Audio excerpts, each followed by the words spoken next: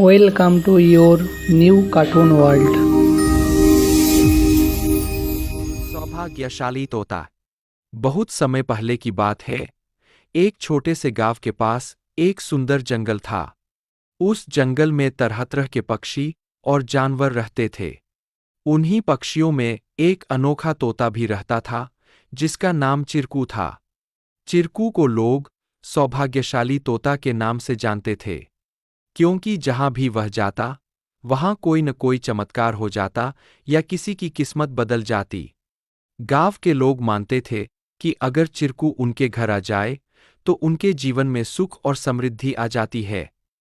चिरकू हमेशा खुश रहता और अपनी मधुर आवाज में गाने गाता। लोग उसे फल और अनाज खिलाते और उसकी भलाई की कामना करते थे। चिरकू भी गांव के लोगों से बहुत प्यार करता था और जहां भी जाता, खुशियां बांटता। एक दिन गांव में एक गरीब किसान, जिसका नाम रघु था, बहुत परेशान था। उसकी फसलें बर्बाद हो गई थीं और उसके पास खाने को भी कुछ नहीं था। वह दिन-रात मेहनत करता, लेकिन किस्मत उसका साथ नहीं दे रही थी। एक दिन रघु ने गांव के लोगों से चिरकू के बारे में सुना और सोचा कि शायद यह सौभाग्यशाली तोता उसकी भी मदद कर सकता है। रघु ने तय किया कि वह चिरकू से मिलकर अपनी किस्मत बदलने की विनती करेगा।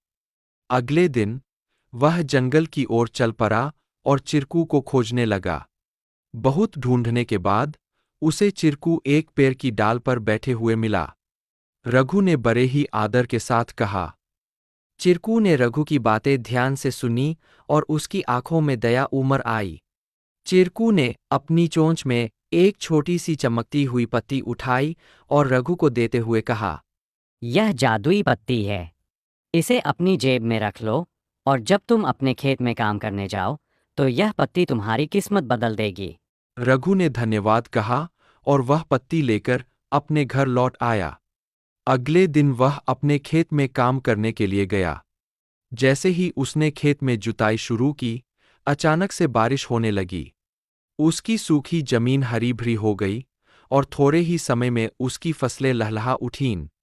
रघु की मेहनत सफल हुई और उसकी किस्मत सच में बदल गई।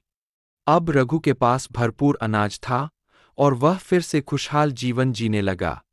उसने गांव के लोगों को चिरकू की बुद्धिमानी और उसके द्वारा दी गई जादुई पत्ती के बारे में बताया।